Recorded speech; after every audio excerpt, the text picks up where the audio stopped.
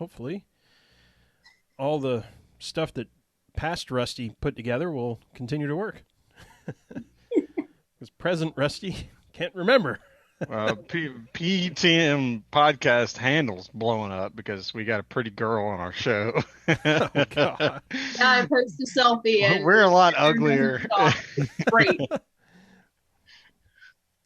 So that's good. Yeah, Well, you know, free advertisement. Why not? I'll take it. Let's see.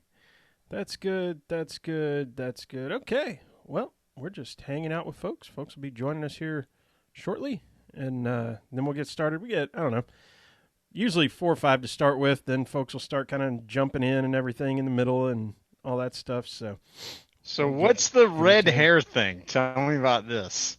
Red? Okay, so yeah, that once upon a time in 2012, 21-year-old Deb thought that I wanted burgundy hair. Well, I had blonde hair like this at the time, and it turned fire engine red, and it's just not a good look. I don't do well with red, so that's why I stick with blue or purple or now the green. So yeah, fire engine red hair, no, not for me. Oops, me turn. I gave it a good go, but it just, you know. My wife does purple. It wasn't a good fit. This, was it last year? No, it was 19. In 2019, my whole head was a very, very vibrant purple, and I loved it. But, so, I get to Bristol that August, and I just bought a brand new white LFR Matty D shirt, and I was psyched. I was wearing it, and it was hot, and, you know. Well, apparently, I got so sweaty we did like 15 miles in one day. We were everywhere. And my hair started like leaking because I just did it before we had left. And so, all the back of the shirt was purple. Like the whole entire back of this brand new white shirt was purple. It took bleach, peroxide, baking soda, and something else. OxyClean maybe? I don't know. To get it out. And I was like, okay, we're gonna stop with that for now. So yeah, my wife got like special, I say special, but it's like the one black towel that she's like, yeah, I'm just using that for the first, I don't know, however many days after getting it dyed and whatnot. And she's brunette, so she has to get it like bleached and then purpled. Yeah.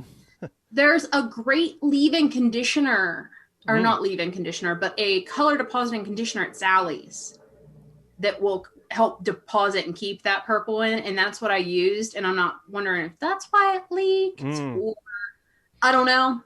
Either way, I'm gonna stick with the mostly blonde and do the fun colors on the rest of it. Well, shout out to my friends over at Mane and Tail, because it was my horse riding friends, girls, that told me that their horse shampoo was really good about hanging on to color. And now they have a whole line of human-based shampoo that is because of that. That's cool. So, and I interact with them all the time on Twitter. Whoever runs their Twitter is a pretty fun person. They are, and so they thought that I couldn't bath my cat. Because I had tweeted them, and I was like, hey, Maidentail, can I use you on my dog and my cat? And they're like, you know, we're safe for everybody. Everybody can use it. And I'm like, because I was looking for a new conditioner for my dog. Because, yeah, I'm that girl. I deep condition my dog. So they're like, we want video of this. So I was like, bet, game on. So I bathed the cat and the dog, videoed both. And I absolutely love them. My dog is so soft. The cat is soft. Everybody's real soft. Very pleased with Mane and Tail products.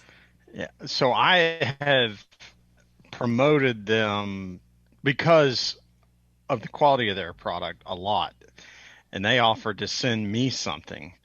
And I said, I wasn't fishing to get something for free. I said, but if you were looking for a donation opportunity, I have a friend with a rescue barn with horses and donkeys. And so I I connected them. That's awesome. Yeah. I like their little stuffed ponies and their little stuffed dogs. Those are so cute. Like, they do really fun giveaways.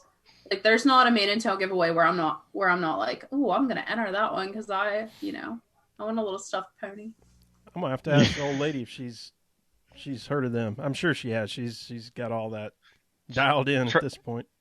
Yeah, if you don't use Amazon, Rusty, and I know you and your wife use Amazon a lot, but if there's a Tractor Supply near you, you can probably get what she would want there. Got it. I got mine at Walmart in the dog section. I think they had it in the regular like human section too. Yeah, I mean But I definitely got it in the pet section. The human section of Walmart. I love it. Right. When I got the feedback from the girls that like to dye their hair that I worked with back in the ranch days, that they didn't have a human line yet. They were just buying the horse stuff. Yeah, that's what I bought. Oops. Woo! Wrong one. I don't know where that came from. Okay, there's the other one. Sorry. That's all right. Sounds ready. It was probably copyright something. They'll deal with it. All right. Well, are we ready to start the shoe? Why not? Whenever you are. Cool. Well, I will be back in about 90 seconds after trying to do this intro and blah, blah, blah. I think everything is set up. Oh, let's get my excited voice on, put on the old caricature of Rusty, and do this thing up. Here we go. We are recording now.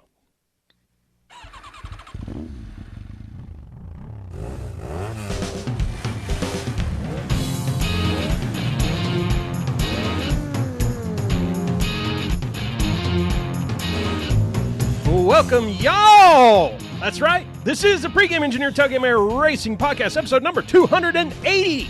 It's Tuesday, March 2nd, 2021. I'm Tailgate Mayor Rusty Wallace in the PTM Podcast Studio in Atlanta, Georgia. This podcast is sponsored by you. That's right. You go to patreon.com/PTM. Join that What You Drinking Club for as little as $1 a month. What you drinking?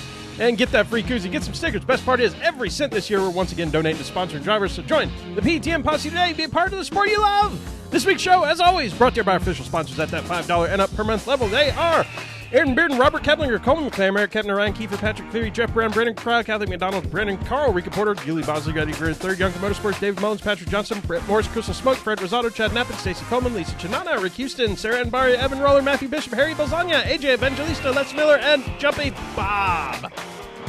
Ugh. Well, I made it. It was a good one. It took every ounce. I needed every breath that I had breathed in, but we got there. Gonna go ahead and bring him on from the PTM North Carolina studio. Pre-game engineer Andrew Sherwin. What's up, dude? Not number 23 on the court, but number 23 in your heart. Let's talk some racing. Let's do it. I'm digging it. Well, to help us talk about some racing, we want to welcome to the show. First time on PTM. She's a co-host of the Fast Lap podcast with Deb and Chrissy. Find them on Twitter at FastLap_podcast. Find her at Deb Nicole 38. It's Deb. What's up, Deb? Hey. What's up with you guys? Chilling. Finally. Sherwin, you've been working or what? Goodness gracious alive. I've already got 23 hours in, so it's already been a good week. You know, I had this idea. And I have a 10 and a half hour meeting tomorrow. What are you going to do in 10 and a half hours? That's what it's scheduled to be. What are you going to do in 10 and a half hours? I don't know. I'm going to fall asleep is what's going to happen. I hear you. Man, so I had this idea. Like, if everybody that followed us on Twitter just went on and donated to the Patreon, and they all did it at like $20 a month, I think that comes out to about $100,000 a month, 1.2 mil a year. I think, Sherwin, we could live off of that and not have to deal with all these meetings and stuff. What do you think? That would be an interesting proposition to try to navigate. Right. Well, I just said at the top, we're donating all the money to sponsored drivers. So if they drop $1 million on us, I might just have to do that. And become primary sponsor for somebody in trucks or something like that. We'll be a primary sponsor in trucks, I guarantee you, if we can get $1 million. I'd have to spend it quick. We'll before end I up could think. and we'll end up taking what our skill set is away from what we do now and pushing it into NASCAR and say, okay, we created this. Right. So what job do you want us to do? Yeah, obviously we did something right. Deb, what were you going to say? I have no idea now. That's all good. No, we made her speechless. Oh, no. I know a couple people that could use your sponsorship. I mean, I don't know why we just can't make this happen. Right. Oh, Just I mean, we still have last year in the kitty because we didn't COVID, you couldn't run into anybody in person. So the next sponsorship that happens is going to be somewhere in the $3,500 range. That's right. Yeah. So which is that's real cash. That's half of what it costs to buy a Legend car.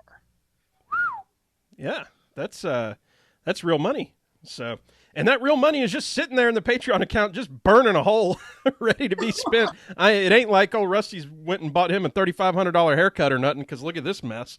But oh, you want to talk about a mess? He's going to show us.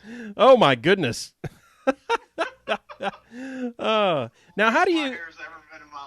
We can't. He don't realize we can't hear him. We can't hear him. Oh, we couldn't hear you while you got that off. But what?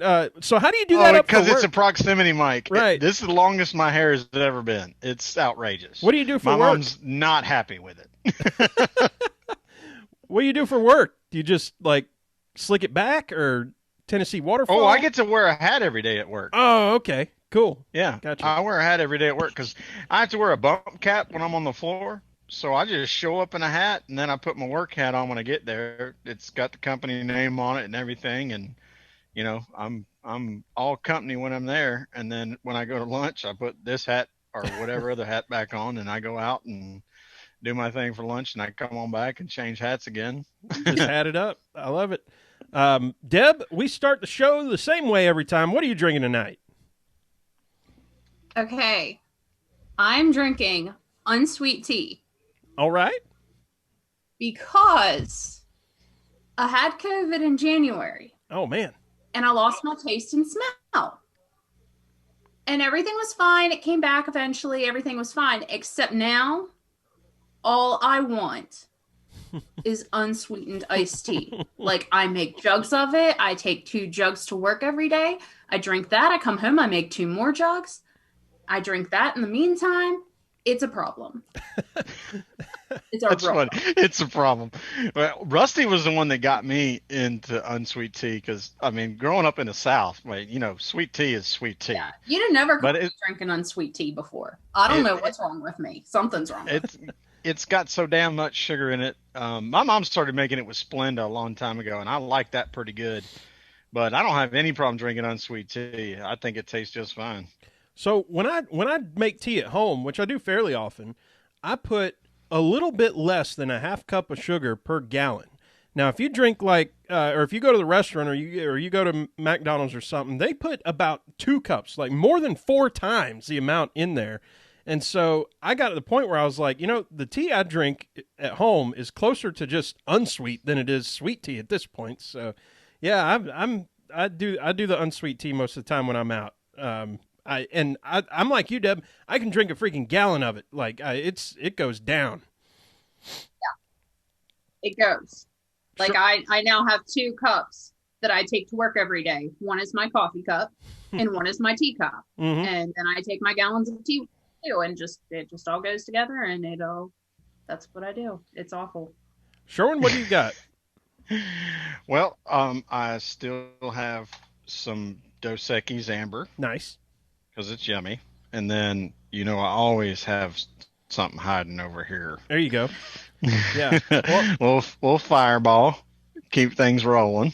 Well, I usually just make myself a drink and then have like a beer on deck. But turns out I finally ran out of that 12-pack of Miller Lite that I had for like 12 weeks straight. And so I just brought the whole bar with me. I'm ready to roll. So So Deb, when we used to do this segment, we used to do this show with me sitting about 3 feet away from where Rusty is. Matter of fact, And we would that chair. literally have that chair right there. We would literally have like a bar like on the desk. Yep. Just be mixing drinks and whatnot. But then, COVID started, we started doing it remote, and then now I'm in Mooresville, North Carolina, so we kind of have to do that. Right. Right. But man, yeah, the bar got crazy. I feel like that's something I'm gonna have to take with me when me and Chrissy go to Charlotte, and we're just gonna have to do that. I feel like I'm gonna need to take advantage of that. That seems like a great idea. Just sit there with 2 bottles of wine in between us and have a good time. Nothing wrong. Well, with I will that. drink some wine now. But yes, if y'all come to Charlotte, we've got to figure something out. I don't know what we do, but we've got to go get pedicures. That's what we've got to do. got to get pedicures. We should probably do an Airbnb. We've already got an Airbnb. Oh, you do? Yeah, it's got like 6 so bedrooms. Old Drew's just got to show up with his cot, and we're good to go.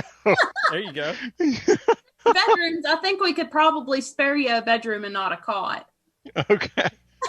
Well, so, I mean, we hadn't gotten any racing yet, and that's fine. Rusty, I've talked to Deb a couple times on the phone because the noise she makes with her face is so interesting to me because it's like half Philadelphia and like half West Virginia. It just depends on which word she picks to use at the time.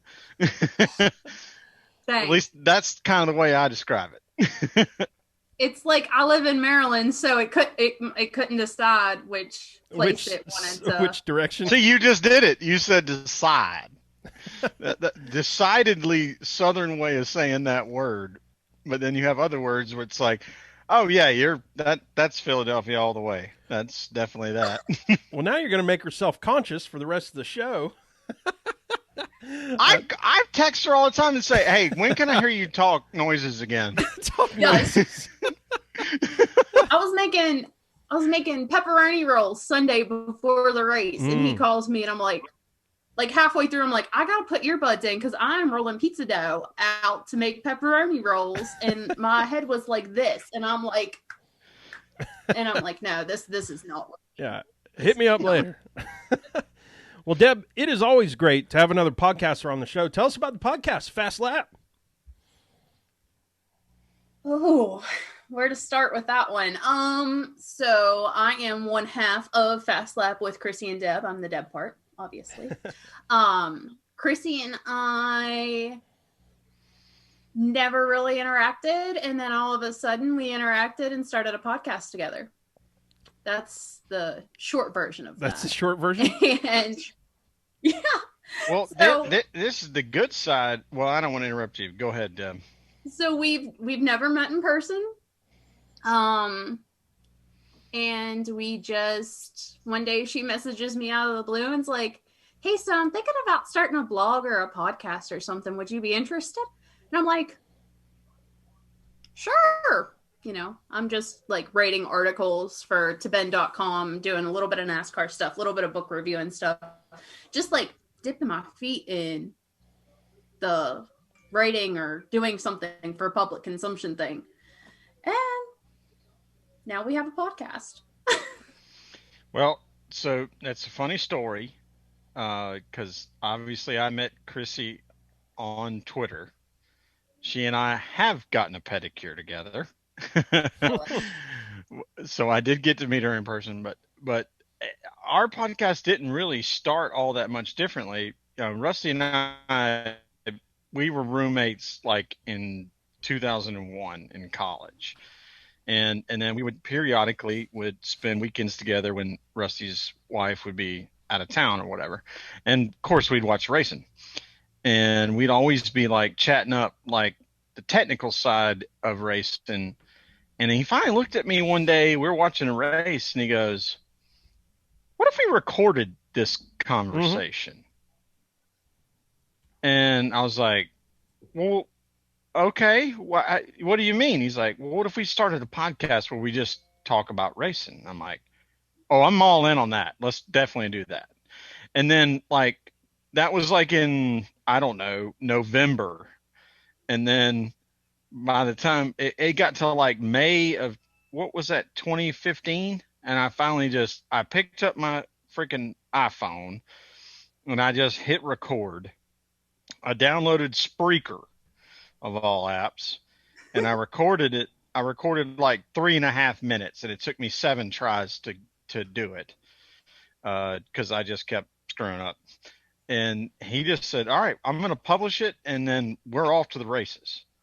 And that's how it started, was just, hey, we already have this racing conversation. It already takes place, just us sitting on the couch. Maybe somebody might be interested in hearing it. And, or if they're not, who cares? It might be fun to just talk on the microphone.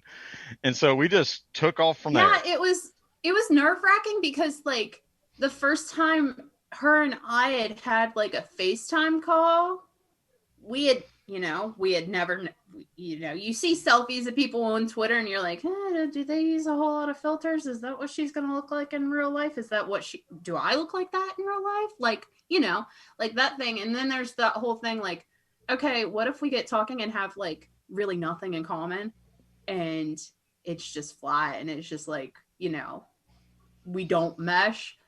So then we get talking, find out we both have the same dog. We both have a Chiweenie, and we're both Aquarius. We're the same astrological sign. And now I feel like, yeah, you too. And now I feel like half the time we're just like, we share the same brain. Like we can just like say two words to each other and that's it. That's all we need. We don't need anything else. Well, here's where it gets funny to me is, as much fun as Rusty and I have doing this, where we're just constantly talking for an hour. We don't call each other. Even when we used to hang out together, we'd sit on opposite ends of the couch and we would go 2 or 3 hours without saying a word to each other. We're just watching television, whatever it is, sports, mostly sports, or maybe we were playing a video game or whatever. But like, if we're watching comedy, we're both laughing together. But like, it's just there's something about it that has been so much fun. We're like, why don't we just for sure keep doing this, because it's such a fun hobby to talk and to get used to talking to the point where you're like, you know what, I listen back to it and I'm like, I don't think I lionize what my perspective is or the way I sound, but I enjoy listening to it. I'm like, somebody might enjoy this. I don't know. And if they don't, oh well, we're having a good time. That's all. Right. See, there you did. You did it again. You went right into that southern noise. That's fun. So, this is gonna be all episode. I'm gonna hear. Oh wait, you sound southern now. right. You just did it. No, I'll stop. I promise I'll stop. All right, this is gonna get old. What? Tell us your NASCAR story. So, how'd you get into it? Well, I was born. That's it. That's it. No. So I was born, and my dad was a huge Dale Senior fan, and I am 100% Daddy's little girl. And so when I was little, we would sit every Sunday and watch the races together. I still have my first Dale Senior shirt that I ever had. And I was in kindergarten, I think, when he got that for me. And I still have it. It's up in my closet sitting. But so that was just kind of our thing. He would take me hiking, or we would go shoot guns at the gun range, or we would go mow the lawn or something totally random. And then we would watch the race. And that's just how it was. And that's kind of still how it is. And nothing's really changed. That's awesome. That's cool that you started that young, because I mean, I know Rusty was exposed to it before I was, so I'll let him tell his story in a second, but I didn't get exposed to it until college. And the only reason I really got exposed to it was because my roommate at the time, a roommate previous to Rusty, was like, "Man, I'm freshly over you putting on Days of Thunder at Mach 8 at 3 o'clock in the morning."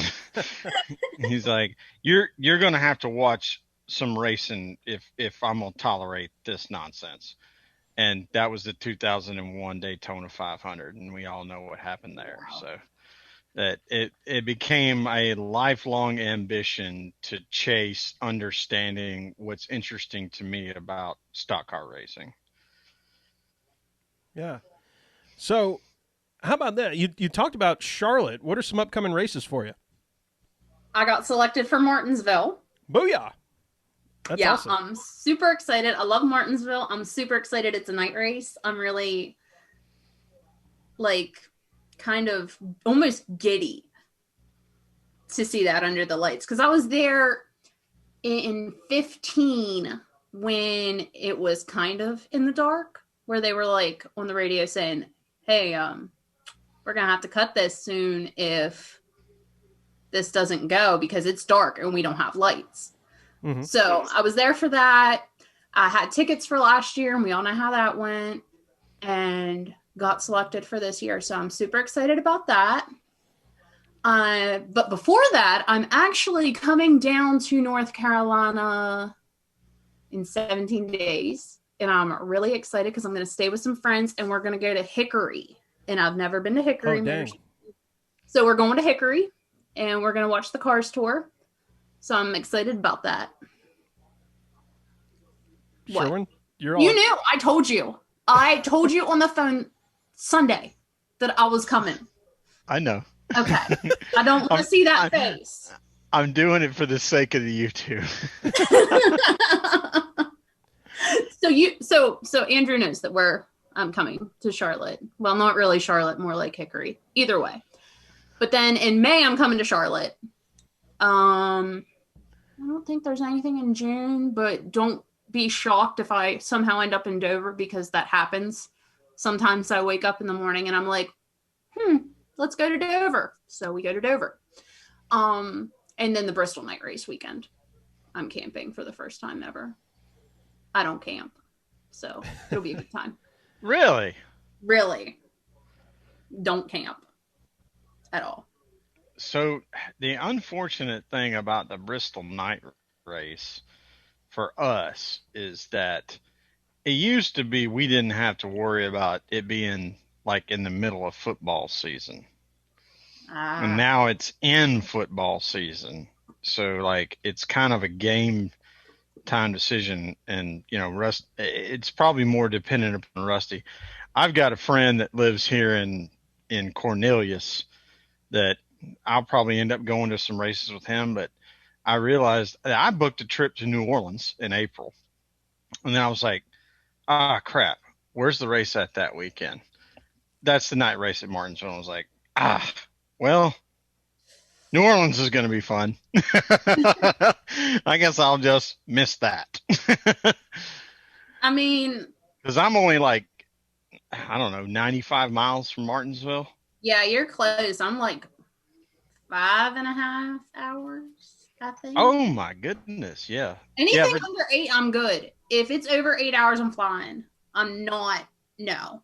Oh, I've already decided that. Is my limit. I've already decided that the next time I come home to Atlanta that I'm flying, and that's 4.5 to 5 hours depending on traffic. I'm like, I'm fresh done with this. They're like, yeah, but look at all that extra time you spend getting to the airport and all. I'm like, no. I don't no stress of driving. I can get an Uber to my parents' house, or I can get an Uber and get Rusty to pick me up, or whatever it is. If we're going to Atlanta for the race, because we somehow can finagle our way into some media passes in a couple of weeks, we'll do it. But I'm flying. I'm not driving. I told me and Chrissy have a girls' weekend planned in Florida in October, and I was like, "You're just gonna have to come get me from the Sanford airport," and because I live an hour away from Hagerstown, Maryland, and they have a small airport, but they fly to Sanford. And that's how I got to Daytona, was I flew from Hagerstown. If not, it's like a 2.5 hour drive to either Pittsburgh or BWI. So I would much rather just drive the hour to Hagerstown and she can just come find me in Sanford when I get there. Yeah, I'd much rather get on an airplane. Yeah, I'm not. Sure. That's a long ride. So tell us about the Sauce Mafia. Oh, the Sauce Mafia is a way of life. So, actually, this is a good day for this because it is the year anniversary of me becoming an Anthony Alfredo fan. Nice. So, last March 2nd, I had sent out a tweet about my phone number being 2188, the last 4 digits, and I was super excited about it because it was Matt D's number and Dale Jr.'s number, and they were my favorite drivers. So I was like, my number is very pleasing to me now in NASCAR terms. So he likes the tweet, and I'm like, and I just tweeted about liking his pit sign like a couple days earlier. So I'm like, why is Anthony Alfredo liking like my stuff? And then it dawned on me that he's also a number 21. So then he tweets me and he's like, yeah, I'm a number 21 too. I thought maybe you'd like to be a fan. And then put the hashtag fast pasta. And yeah, I'm Italian. I don't look it, but I am. So sold. Right then and there. I was like, okay, sold, done. So I became a fan, and then his other fans found me and I found them, and he calls his fan base the Sauce Mafia, and it's fantastic. It's a really close-knit, wonderful group of people who are just huge fans and just love NASCAR and love Anthony, and we're all just, there's a Discord server we're on, there's a Facebook group. I think it's like supporters of Anthony Alfredo, maybe. I'm not 100% sure. Don't kill me, Kristen, if you see this. I'm sorry. But yeah, so there's a group of very dedicated Anthony Alfredo fans that we all are Sauce Mafia, and we buy matching Sauce Mafia cups, and we buy all the gear, and we bedazzle jackets now. It's a whole thing. But I love it. They're probably some of the nicest people I've ever met, and probably the nicest like group of fans. Like, you know, we all get along really well. We're all just really happy that we're together, and in this group there's not like any like craziness going on. It's just fun. Cool. That's awesome. Well, folks, let's go ahead and let's do the report card. Here we go. Look out. We're tearing it down. First period. How about Miami? William Byron, it's a third winner. And in the unexpected, I don't know if unexpected, like I expect Byron to win this year, right? But we still have not seen the likes of, you know, whatever the big 3 or the big 4 was over the past several years. And not just William Byron winning. You know, there's a saying, he won by a mile. William Byron damn near won by like an actual mile. Sherwin, what'd you think? Well, I thought it was really neat for him to win one in a fashion that there can be nothing taken away from it, right? So we probably talked about Cole Custer's win and going, yeah, it was kind of a tricky little restart there deal that he won at Chicago, and that's cool, and that's great for him to get his first win. But William Byron went out there and just stomped their asses in that third stage, and that's cool, man. That I mean, they kicked butt. Yeah. Chrissy. Oops. She's going to kill me, or you're going to kill me, or somebody's going to hang up on this call. Deb, what were your thoughts? What did you think about that race? Was surprised that William Byron won. I was not expecting that. And I was happy about it. I wasn't mad about it or anything, but I really expected those 3 that finished 2, 3, and 4. It was Reddick, Truex, and somebody else. Who was it? That's Uh awful that oh. I can't remember There we that. go. This is one of those awkward pauses during the old PTM podcast where Regardless, I don't have NASCAR pulled up .com, but I can get it pretty quick. If y'all will keep talking, I will find it. I can continue to so talk. Don't dare me to talk. But Deb, keep on going. so they were my fantasy in my like I do the NASCAR fantasy thing on the app. And it was those three because like Truex has the best average at Homestead out of any driver. Reddick is super good at Homestead. So I had those second, third, and fourth place in my fantasy, and I was like, one of them is going to win this. It's going to happen. So I was like pleasantly surprised about Byron because of that, because Truex is amazing there. Reddick's amazing there. Oh, who was the last one? It's Byron, Reddick, Truex, Larson, Harvick. Larson. That's the top That five. was it. Mm-hmm. And yeah, I have Larson too. And speaking of, how about a nice showing for Hendrick? First, fourth, ninth, Yes. and I mean, Chase Elliott fans here, but 14th for him. He's already got the win, or not already got the win. He's certainly in the running for the wins. So no big deal there. But with Vegas coming up, and that's a place where Penske's been so strong. Hendrick is making a good. They've got some mo. Yeah.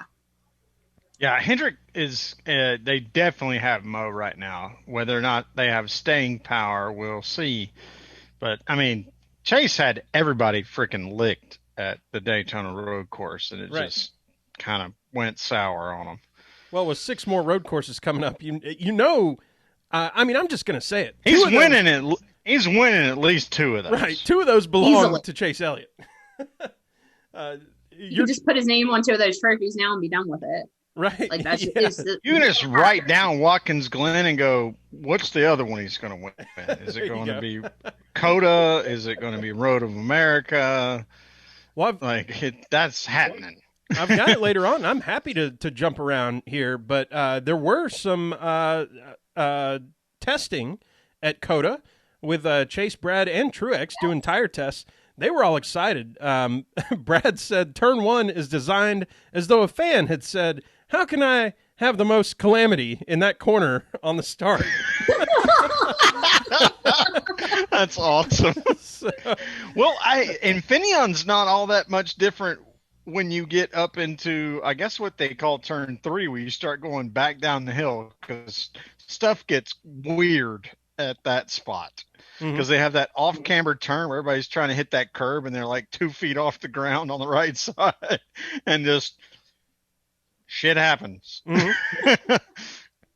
Yep. How they can make it a whole lot funner? Rain in the forecast for that weekend. Oh, good Lord. Let's utter chaos. Utter chaos. I'm here for it. Yeah, chaos would Well, be. the thing is, it's in July, and it don't rain in Northern California in July. Yeah. So it'll be rare for that to be a thing that happens, but it would make it interesting. So Tyler Reddick, 2nd place. Now, Sherwin, you picked Tyler Reddick. We can't blow the horn. You know the rules. But Tyler Reddick, what a hell of a pick by you. What was the what was the, I don't know, clairvoyance that you had? Or was it called Fireball? No, there was actually some brain power behind it. It's that RCR has kind of picked their game up just a little bit, and then he has the willingness to seriously rub the wall all the way around the track. And I mean, he is no different to me than Larson. Like we always talk about, Larson should be winning at Homestead. He's not doing it because I don't think he's as good at it as Reddick is. Well, so that's why I picked Reddick. I think the package has kind of taken away the wall for Larson a bit. It feels like he's a bit neutered running around in terms of what his line has been in the last several races at Homestead. Well, I think he's got to get Hendrick used to a driver wanting to be up there, because they haven't had Junior in about 3 years, as we know, and he was the one that used to like to be up there. And Reddick is so much better at it than almost everybody else that, I don't think Larson's got his team ready to build a car to do that. But Reddick's been racing now for a full year with RCR, and they're like, yeah, we know kind of what he wants from this car. Because if you go back and look at any of the footage of that race, especially when he was coming towards the front, where he gained 5 seconds in 12 laps, which is absolutely absurd. He was, I mean, you couldn't hardly put a notebook in between him and the wall. And that car never got out of shape. It was just there the whole time. It was like Biffle 10 years ago. Yes, the Biffle missile. All right, I have to plug in a laptop, but I'll give you all a topic while I'm doing that. No pauses here. How about Michael McDowell? You can call his Daytona 500 win either a fluke or a strange thing or whatever, but 3 top 10s so far, 4th in points. And I'm going to go plug this in. Go. Deb, you want to go first or you want me to? I can go. Okay, go ahead. I love it. I love every single second of it.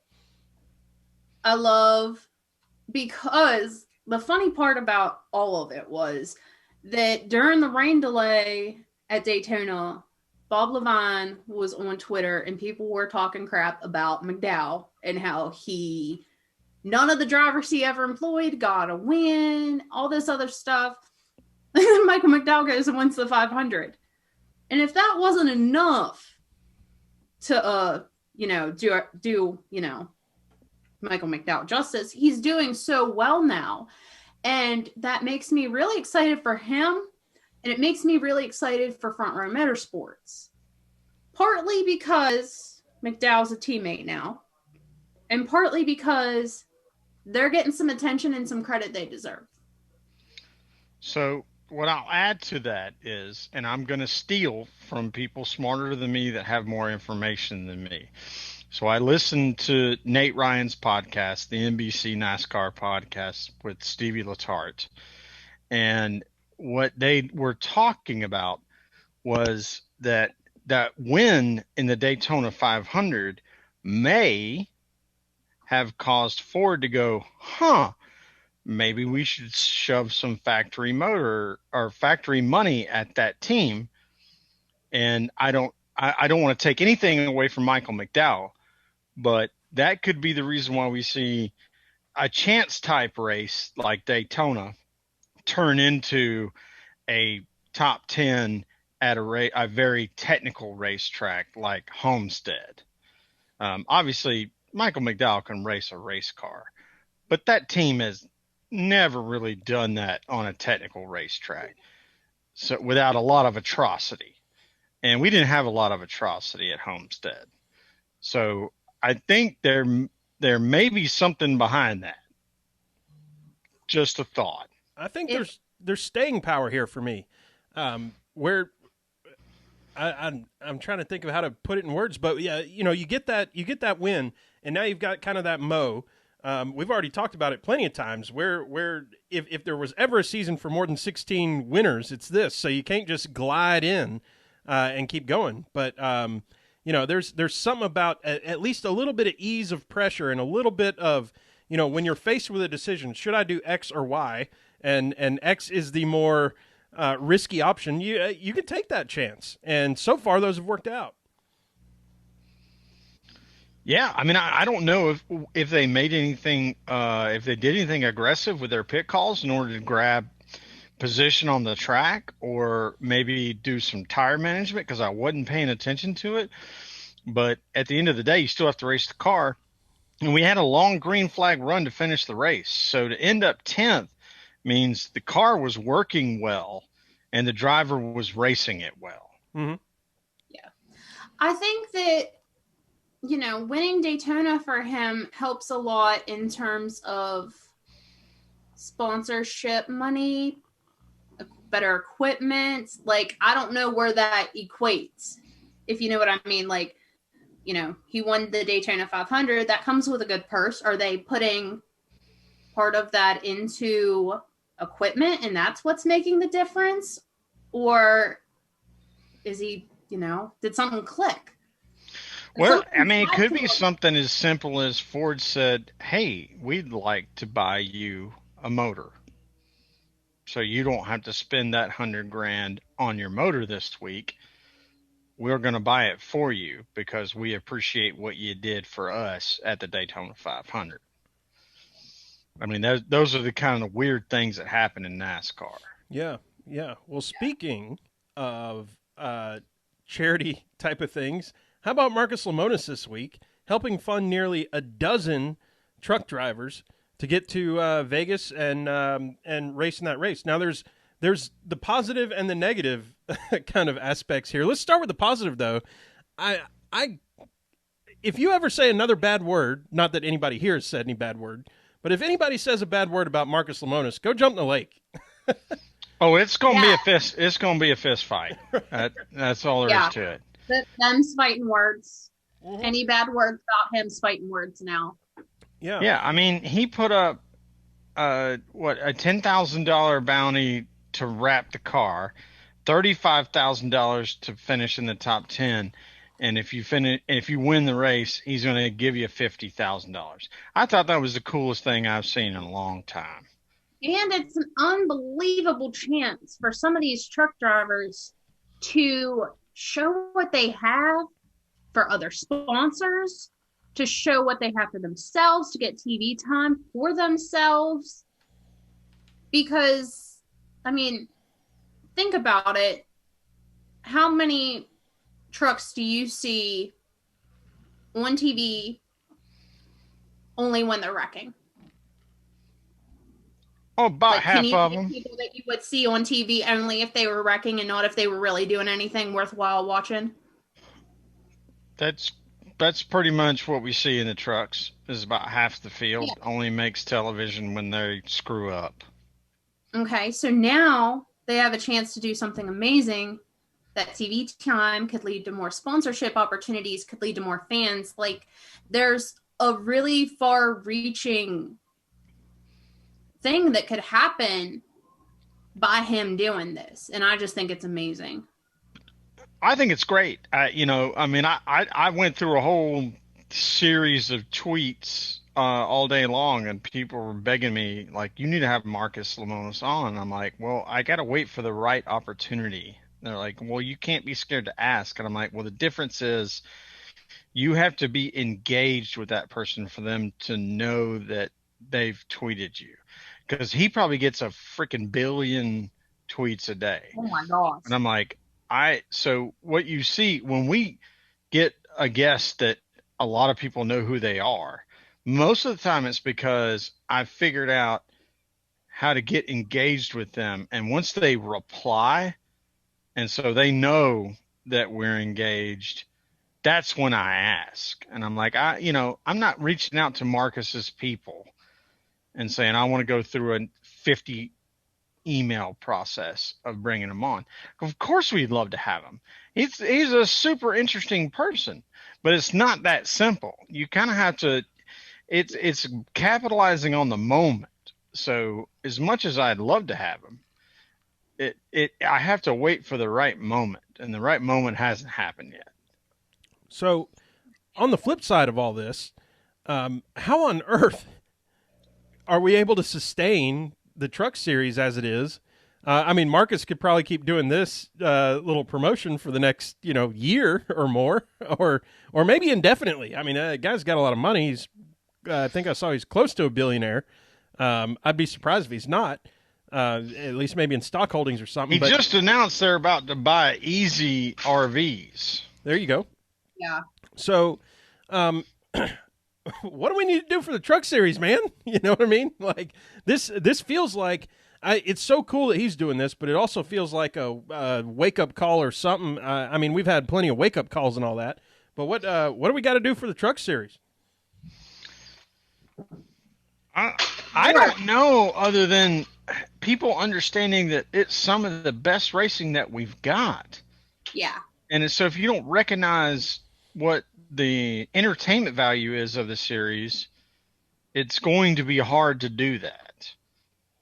I don't know that you're going to get the street walking person who knows there's racing that exists and there might be some trucks. I don't think you're going to pull that person in. I think what you got to get is you got to get the person that says, you know what, I really only watched a cup race, or maybe I only watched the cup race and the Xfinity race, and say, hey, why aren't you also paying attention to the trucks? And Atlanta is killing it on that with having the trucks and Xfinity on the same day. That's a lot of fun when they're together like that. That's great. You get a full day of racing. It's the same thing as a cup race, is what it amounts to. It's the same. It's almost the same exact amount of racing. So it's like it's 380 miles of racing on Saturday and 500 miles of racing on Sunday. You're getting like 2 full days of racing, and the ticket is not expensive. It's like $125 for the whole weekend. And now they're offering infield camping for $75 for the whole weekend, which That's is fantastic price. only about $800 less than what it used to cost to camp there. Yeah. So That's about cheaper than a hotel. oh, it's $75 for the whole weekend. So Yeah, that's cheaper than a hotel. if you're willing to sleep in a tent, you can stay at Atlanta on the infield for $75 plus the tickets to the race. That's cheaper than where we used to stay off turn 4 outside the track. Mm-hmm. It's a different thing. Yeah. Yep. So, that all said, we've got Bristol Dirt coming up in a few weeks.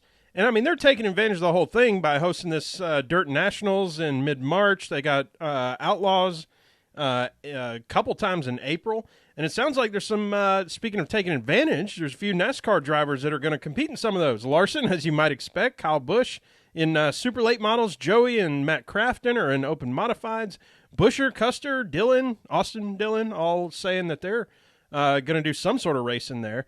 How much of this is like, hey, this is fun, we like doing this, versus maybe can you learn anything in those races, do you think, for the Cup race? Yeah, I expect you probably could learn at least the way the surface is going to wear, like how it's going to change based on temperature and how much water's in it. I thought it was pretty interesting how much negative feedback Kenny Wallace got. Because he talked about how somebody ran a 15.4 during late model testing and how much faster that it was with a cup car. And somebody was like, Blaney holds the record there on concrete at 14.6. So he's like almost a second faster than what you just said. Now, I love Kenny Wallace to death. He's funny. I mean, I don't care for his politics, but when it comes to talking about racing, I love Kenny Wallace. But I was like, where did you miss this, Kenny? Like, well, how did you not know that there's like the Cup track record is almost a second faster than what you said was way faster than Cup with a dirt late model? It's just not true. So doesn't an outlaw car have the fastest lap record at Bristol? Was it an outlaw car? It was an outlaw car. It was a 13.8. Yeah.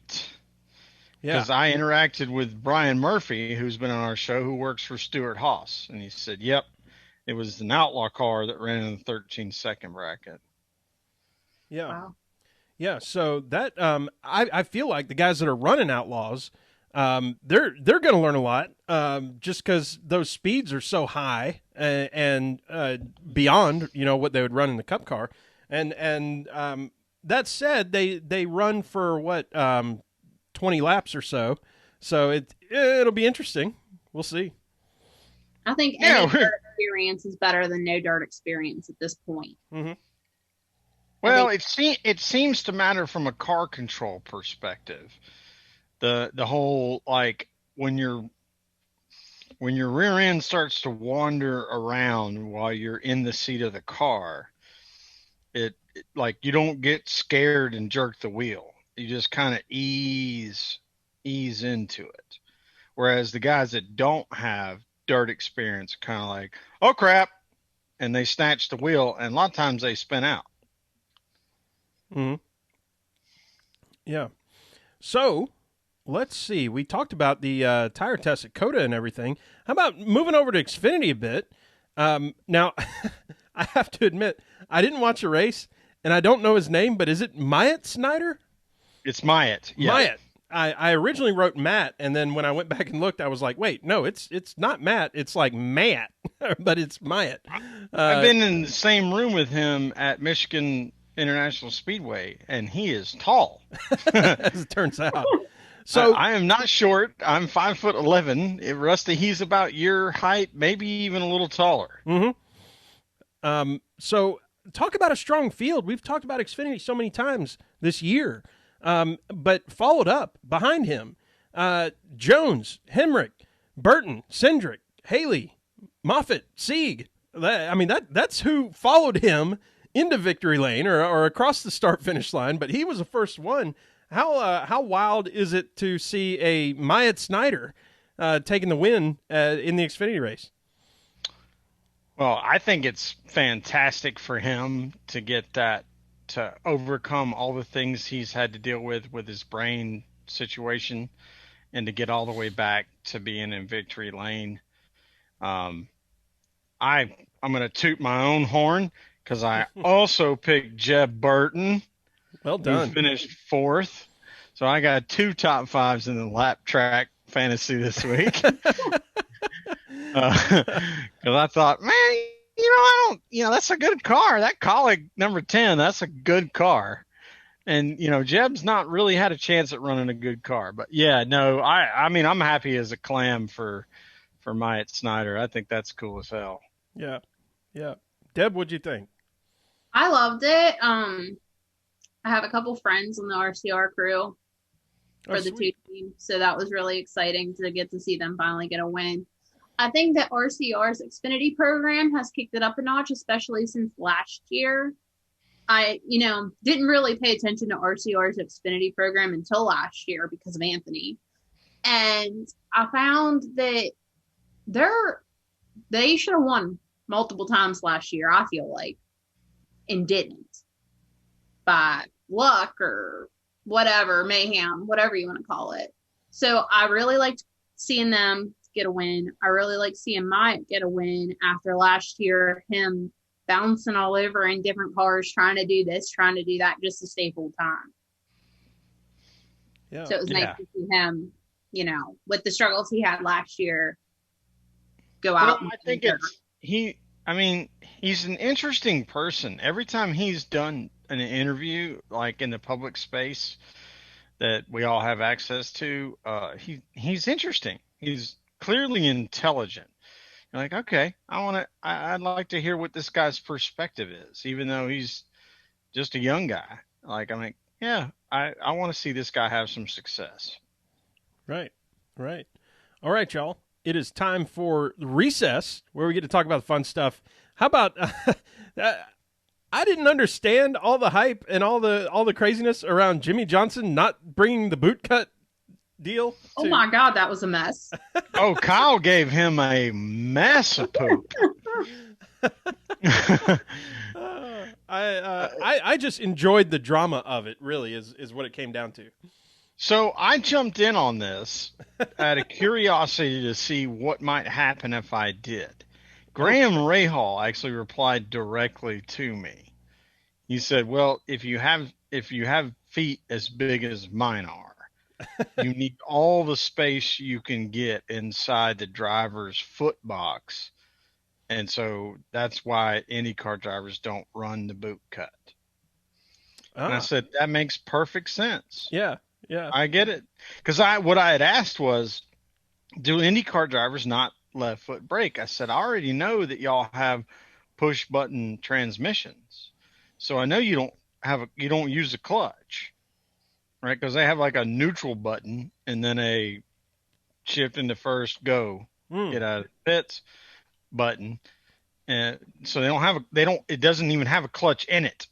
I'm like, so you're not left foot breakers, or you are? And he's like, yeah, we're left foot breakers, but there's no room in there. So to get that fabric out of the way just makes it more efficient. And I'm like, yeah, that makes perfect sense. I totally get it. Yeah. Yeah. But it was Graham freaking Rahal that replied to me. Oh, that's fantastic. Interesting to see the comparison for me because I didn't know that there was a difference. Like I didn't. Now I'm like looking at people's feet, like trying to look at people's feet on TV, and I'm like, are you wearing skinny jeans or are you wearing boot cut? Because I need to know now. Like I feel like I'm invested in something that doesn't really matter. It has no real, no effect on me. But now I'm curious. Right. I'm like, Right. Exactly. skinny jeans or are you wearing the boot cuts? Like what kind of person are you? Because it's almost like the boxer or brief discussion.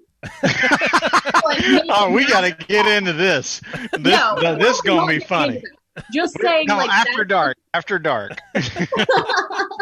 Oh, that's funny. So here's the next one. How about this one? Sherwin, you remember when I bought Bojangles stock a couple years ago before the Bojangles 500 just to have some fun?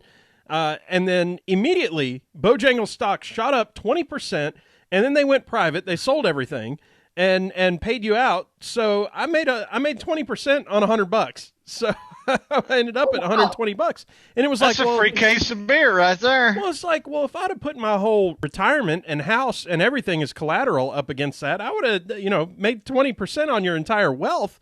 That'd have been great on Bojangles.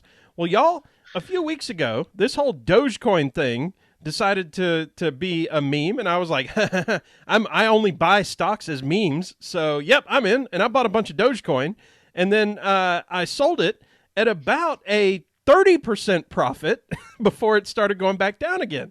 And so, I think I've talked about on the show either last week or a few weeks ago, but, old Rusty's retirement advice, just buy into the memes and have fun. That all said, Dogecoin is returning as a sponsor. He was a sponsor for Josh Wise, or they were a sponsor for Josh Wise, or whatever. It's not like Dogecoin is some central thing, but now Stephen Parsons is getting the Dogecoin wrap for, I think, at Vegas. So I gotta say, I'm proud of the Doge. If you're into that, if you have no idea what I'm talking about, I understand. It's cool, but I love this kind of stuff. So that's funny. Yeah, it is Stefan, and that's Phil's son. Mm-hmm. So we got a generational racer there, multi legacy. Obviously, his uncle was somebody very important to NASCAR. True. And Benny. Yeah.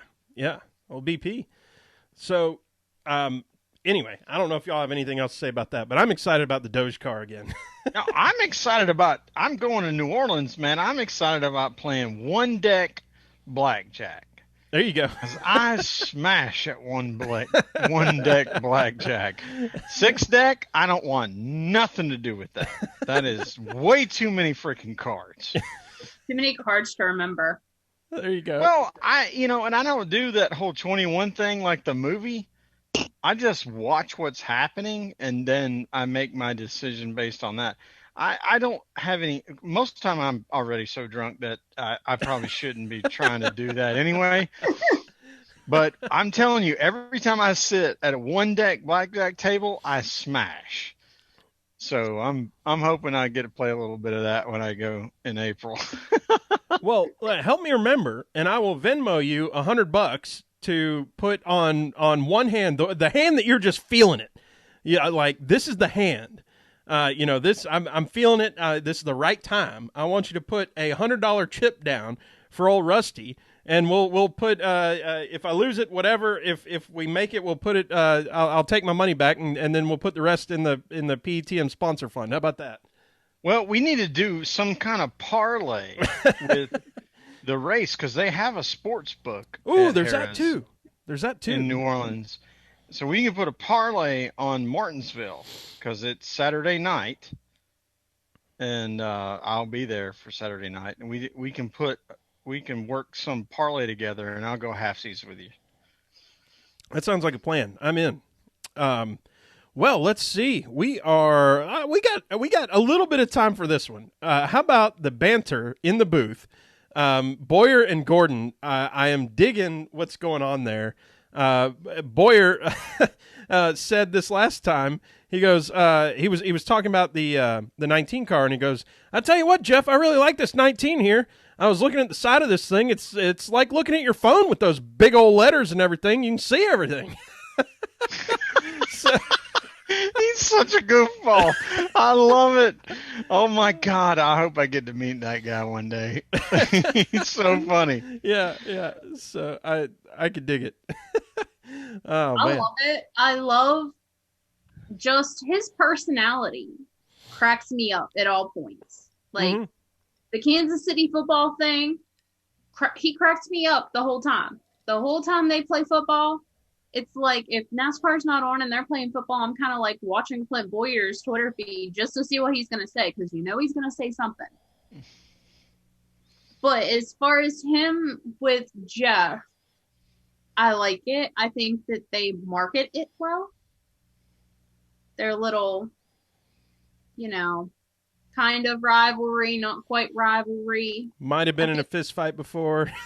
Yeah, that Clint might have wanted to whip his ass one time, like bad. Yeah, so they take that, little minor detail about something that happened, a couple years ago and just run with it. And I think it's hilarious. I love it. Yeah.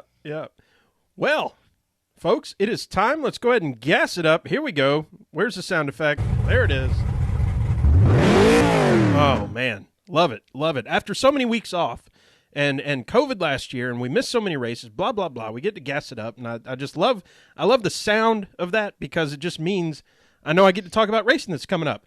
And we're racing at Vegas. Sherwin, you sent me a stat. In the last 10 Cup races at Vegas, Penske is batting 500. Brad's got 3. Joey's got 2. What do you got to do to beat Penske? Or is it just Penske's deal? Well, it's not only that, and Ford evidently is a good fit for that racetrack right now, because Kevin has one too. So Ford has 6 of the last 10, and but I mean Penske obviously has the lion's share of that. So I don't know, and my pick is probably going to be related to this conversation. Funny you mentioned that, because I did my fantasy lineup today, and I was like, I went on Racing Reference, because I wasn't quite sure what I was going to do with my fantasy lineup. Well, you mentioned that, and 4 of the 6 people that I chose are Ford drivers. There you go. It's probably a good plan. Yeah, they have the best averages among most drivers currently are Ford drivers. So in the league that you play, is it based on just how many times you can pick somebody, or is it based on like a dollar value? No, you get your 10 uses. It's the NASCAR mobile app fantasy. And I'm actually in like 4 leagues, because I have a hard time saying no to people when they ask me to do things. Like, come on, podcast. Oh, look at you. I can dig it. So, yeah, I'm in like 4 of them, but I keep everything the same. Like, I pick the same driver for all 4 of them, because that would get way too confusing for me, especially around stage 2, when I'm like, okay, where's he? Do I need to move my garage pick? Like, what do I need to do here? They're all the same. It's easier that way. My brain will remember that better. Okay. Well, with that, where we go next, Rusty? Well, I am currently, I believe if I looked at it right, I'm currently 23rd in the Lap Traffic Fantasy League. Sherwin, you moved up 17 positions into 44th, I believe. If this is again, if I'm reading it right. Brandon, fix your stuff, man. This is tough to find. I don't know what the deal is. Deb, have you ever thought about playing Lap Traffic Fantasy? Have you hooked up with that? I almost did. But then I joined 4 fantasy leagues on NASCAR Mobile. Then I do this one thing on the side with a couple other people where we're only allowed to pick a driver once the entire season, unless the driver wins the race we picked them for. Interesting. And then we get them once in the playoffs. Okay, interesting. Yeah, don't join Lap Traffic. It's a racket. It's totally fixed, and it's garbage. So, Brandon, you suck. It was in my brain. Like, I wanted to. I thought, oh, this would be so much fun. And then I was going to message Chrissy and be like, let's do that. And then now she's in the next one of the same fantasy leagues I am on the app. So I was like, I don't know that I can keep this straight, right? Just this. Like, I don't play fantasy. I've been playing the one where we just pick one driver. We only get to pick him once the whole entire year. I've been doing that for a couple of years because I could, easily remember, hey, I just got to pick somebody. mm-hmm. It's a little different. And I wasn't sure that I was going to remember everything. So I'm still not sure I'm going to remember everything. But I'm sitting really pretty in all four of them. I think that I'm like first, third, and fourth so far. So, I mean, it's not awful. I'm not doing too bad for my first fantasy thing. Well, bring some of that mojo to PETM. Sherwin, last week I picked Larson, who finished fourth. I was pretty proud of that. You picked Reddick, finishing second. You outdid me.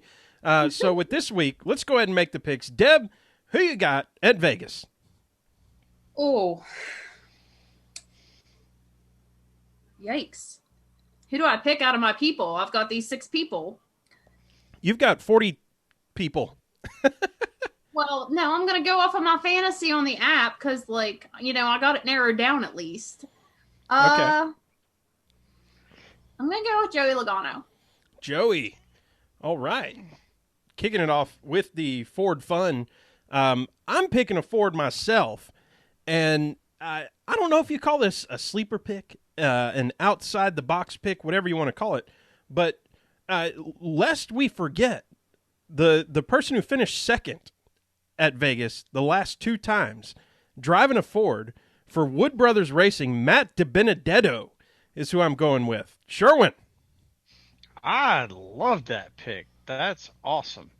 So, because I'm going to use this pick in lap traffic, and because the way his rules are written allows me to do things outside of the box, I'm going to pick Kyle Larson.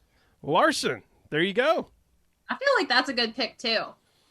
He's knocking on the door, and he's another one. Just go ahead and pencil him in for a win this year. I think that's almost a guarantee, an old rusty guarantee. The old rusty guarantee. There it is. Well, we've got it. Joey, Burrito, Larson. So there's the picks from the PTM podcast, from the the fastest lap.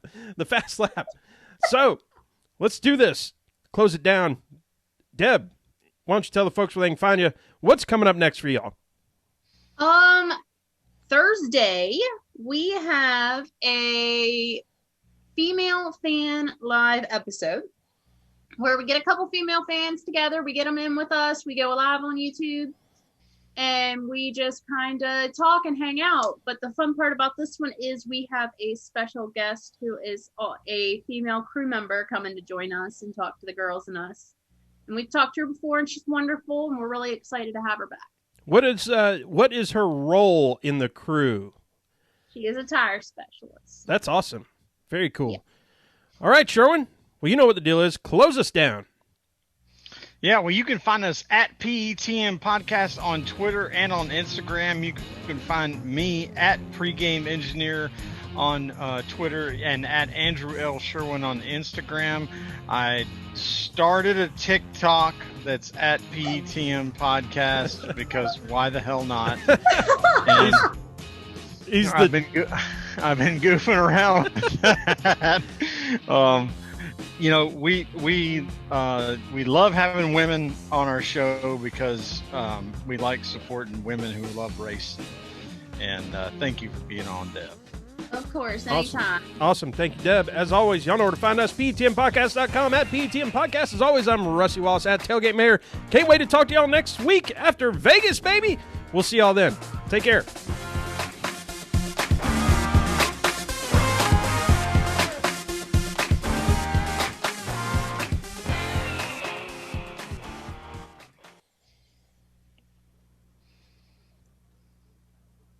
And that's a wrap. And there it is. Sweet. Georgia Tech's in overtime with Duke, and up by 3 Ooh. with 2 minutes and 15 seconds to go, and Alvarado just got fouled, which means I think he gets to shoot some free throws. Well, dang. What round are we in the playoffs? Playoffs? We are in what ESPN considers to be the first or the last 4 in, and Duke is considered to be in the group that's the last 4 out. So this is a swing game. Well, A win tonight means Tech is probably going to make the tournament. that is awesome. Let's keep ourselves excited. Keep me updated here. And Deb, we still have we're still live on YouTube, so good to see the folks on the YouTube. You're allowed to cuss now. Writing stuff down. I'm like, oh, it's time for bed. Yeah, here we go. You're allowed to cuss now.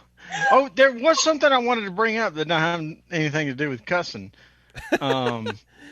But I can't remember what it was. So give me a second to think about it. Because there was something that I didn't want to interrupt Rusty about. That's related to what we were talking about, and I'm trying to think of what it was. It was related to one of the racers that we spoke about. Burrito? Larson? No. Should I go through the entire? Oh no, it's the whole. I mean, we kind of hinted on it, but the whole Gregson thing. Oh yeah, with him being a wild ass on Twitter and being still thunder pissed at David Starr. Even though that was for this, but I love the energy. Like you know what? Noah hasn't always impressed me because he runs into the damn wall a lot. Yeah. But he's a very good race car driver. I wonder what is his progress going to be, because Hendrick doesn't have a place for him, and he races for Junior Motorsports, which is I'd hate for him to partially owned by Hendrick. Yeah. Say that again, Deb. I'd hate for him to be another Keselowski, a missed opportunity for Hendrick Motorsports. Mm-hmm. Yeah, Hendrick they didn't really get that 100% right. Well, Kyle Busch, Brad Keselowski. Yeah. I mean, all of them right either. Joey Logano. Well, and so I've had this conversation with people on Twitter. They get weird about, like, so there was a guy. His name is Rick Wilson on the Twitter, and he was giving me a really hard time about being supportive of William Byron. And I'm like, hey, man, I don't think you understand that he's 23 years old, and there's time to develop. Yeah, he's young. He's got plenty of time. I'm like, what if you'd have given up on Joey Logano when he was 23, you would have missed out on a championship and 28 wins at the Cup level. Like, you got to be careful with how fast you're willing to just move these people away from your program, because it takes a minute to get good at this. I mean, we talked to Rick Mast about 3 or 4 times now, and one of the things he talked about is in the late 80s that no Cup team wanted anything to do with him when he was looking for a ride when he was not 30 years old yet. And it's like, shit, if you're 20 years old, you're already too old. So no sense. It's just, I mean, it's different now, but it's like, so you have to check and adjust. Mm-hmm.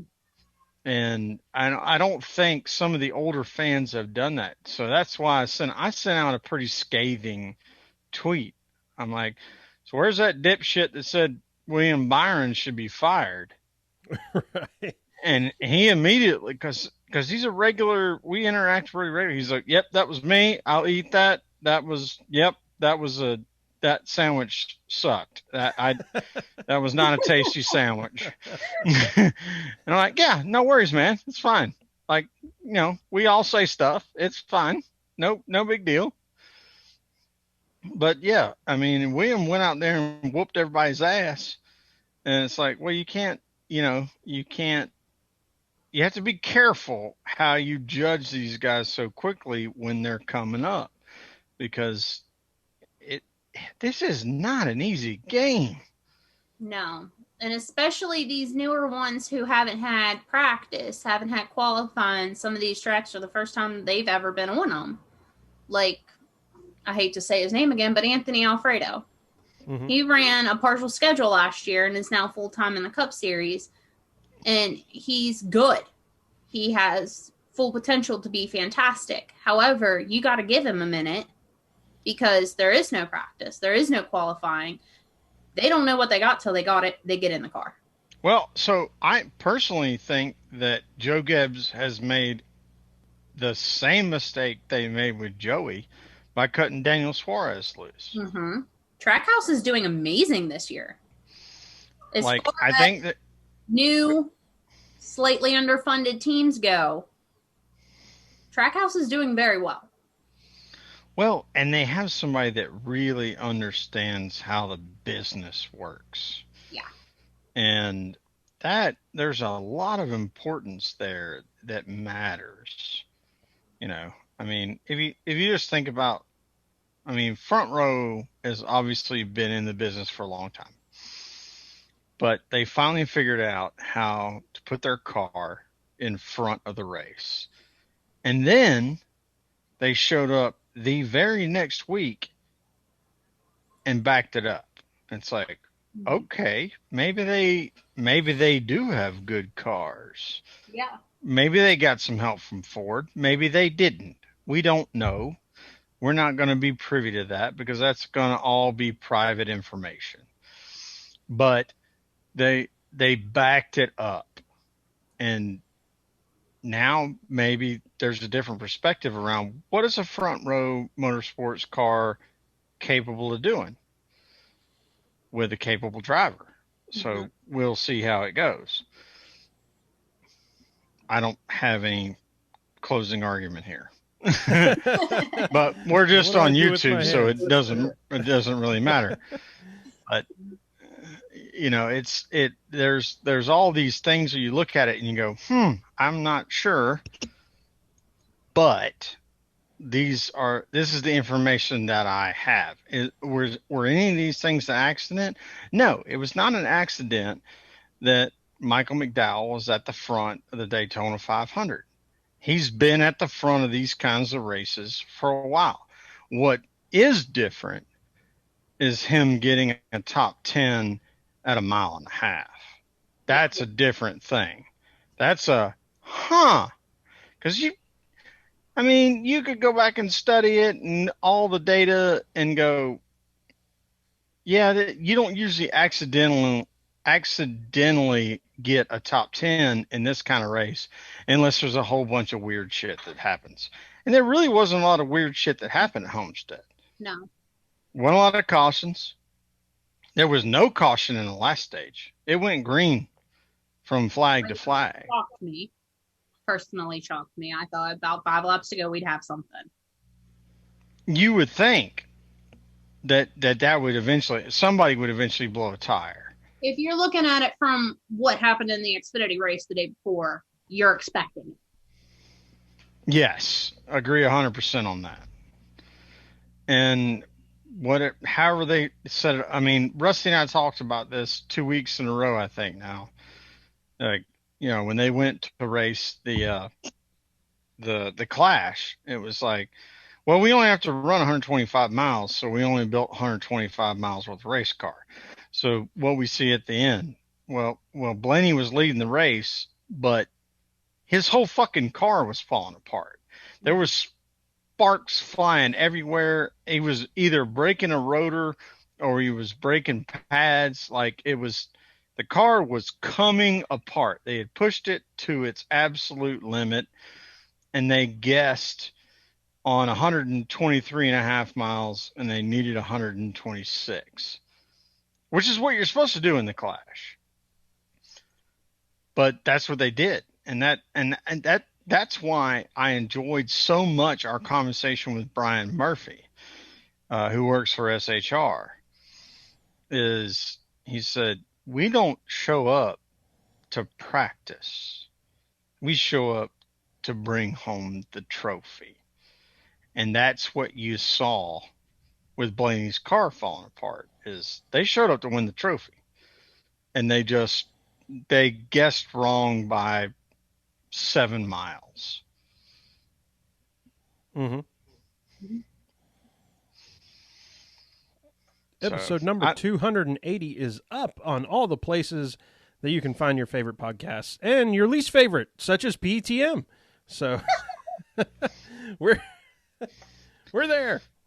Well, Duke is at the foul line, down 2 with 2.6 seconds left. Oh, good God. And they only have one more foul shot. Oh, okay. Which means they can only close it to 1. And then try to foul us with and one he and a just half. smashed it off the backboard because he's a fucking moron, because you have to hit the rim in order for it to be a live ball. Maybe that was on purpose, but it's a 2-point game. It's 79-77 with 2.6 seconds left, and Josh Pastner is pissed about something that I don't know about because I can't hear it. I'm just watching it. But sorry, Deb. We can let you go. Yeah, it's my bedtime. Understood. Rusty and I grew up in the era of learning how to love basketball when Tech was actually really good at this. So now that they're back to kind of being good at it, you're excited. We're excited, and we're at the foul line now, Rusty. By the way, sweet. Well, Deb, with 1.8 seconds. It's left. been awesome having you on. Thanks for joining us, and let's do it again sometime. Awesome. Now it's a 3-point game. Well, you guys have fun. I'll talk to you later. All right. Thank you, Deb. I appreciate it. See ya.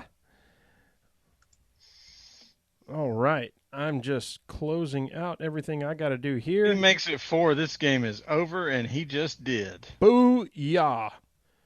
Golly, that is cool. Ball game. We just made the fucking tournament, dude. Dude, the goosebumps are on top of other goosebumps, and I'm not sure where do I put my hands? How do I don't know what to do with my hands. Oh, man. Well, let me get this tweeted out, and then I'm going to go flip a couch or something. ptm.podbean.com. And 5 consecutive ACC wins since 2001, and Alvarado just jumped on the scorer's table and is doing jumping jacks. This is awesome. Good for him. That's awesome. My dad just texted me, "Go Jackets." I mean, that's paying attention right there is what it is. That's awesome. Holy crap. So they're 13-9 and 10-6 in league. Dang. I don't think we have to win but one game in the ACC to make the tournament.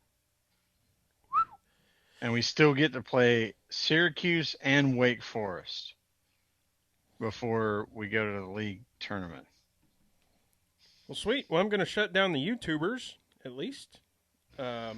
Folks. And lots of dunking, too. It has been a pleasure. Thank you for hanging out. We will talk to you next time. Peace out. Thank you, everybody.